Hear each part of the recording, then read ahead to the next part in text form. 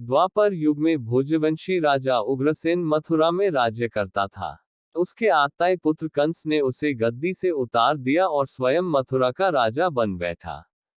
कंस की एक बहन देवकी थी, जिसका विवाह वसुदेव नामक यदुवंशी सरदार से हुआ था।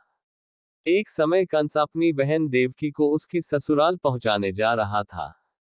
रास्ते में आकाशवाणी हुई, हे कंस, जिस देवकी को तू बड़े प्रेम से ले जा रहा है, उसी में तेरा काल बसता है। इसी के गर्भ से उत्पन्न 8वां बालक तेरा वध करेगा। यह सुनकर कंस वसुदेव को मारने के लिए उद्यत हुआ।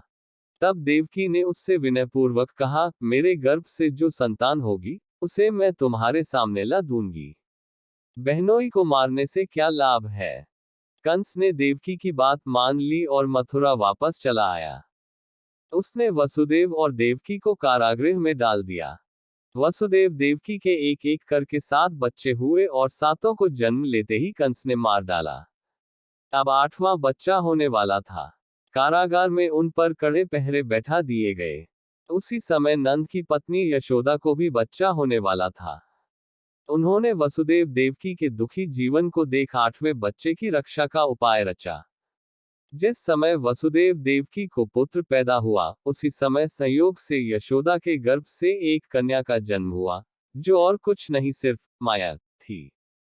जिस कोठरी में देवकी वसुदेव कैद थे, उसमें अचानक प्रकाश हुआ और उनके सामने शंख, चक्र, गदा, पद्म धारण किए चतुर्भुज भगवान प्रकट हुए।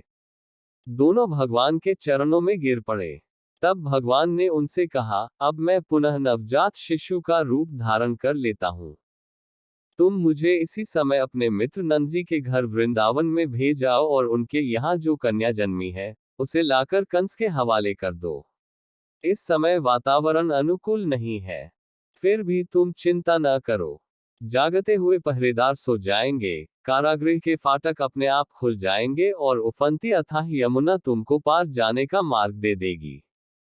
उसी समय वसुदेव नवजात शिशु रूप श्री कृष्ण को सूप में रखकर कारागृह से निकल पड़े और अथाह यमुना को पार कर नंद जी के घर पहुंचे।